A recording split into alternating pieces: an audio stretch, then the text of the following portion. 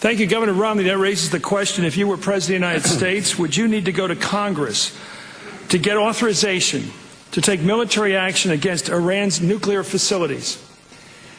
You sit down with your attorneys and tell you what you have to do, but obviously the President of the United States has to do what's in the best interest of the United States to protect us against a potential threat. The President did that as he was planning on moving into Iraq and received the authorization of Congress. Did he need it?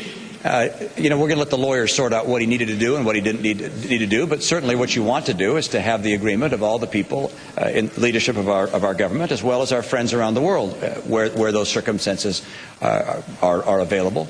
But the key thing here is to make sure that we don't have to use military action against Iran.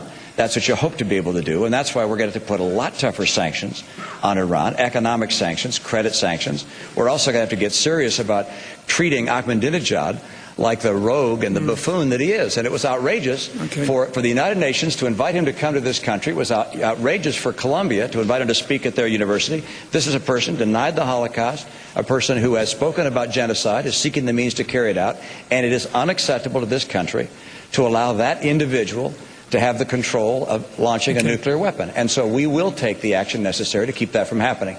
And I think each person on the stage, but certainly in my case, I would make sure we would take the action necessary to keep Iran from having a nuclear weapon. I guess I want to get to the basic constitutional view here of you gentlemen. Same question down the line, gentlemen. It's so important. Congressman Paul, do you believe the President needs authorization of Congress to attack strategic targets in Iran, nuclear facilities?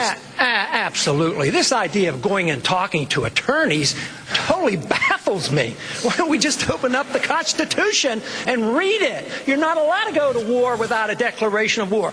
Now, as far as fleeting enemies go, yes, if there's an imminent attack on us, we've never had that happen in 220 years. The thought that the Iranians could pose an imminent attack on the United States is preposterous. There's no way. This is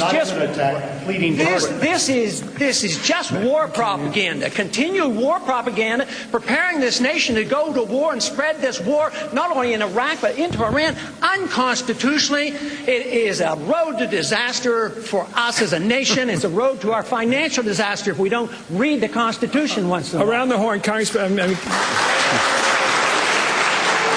Governor Hutchinson.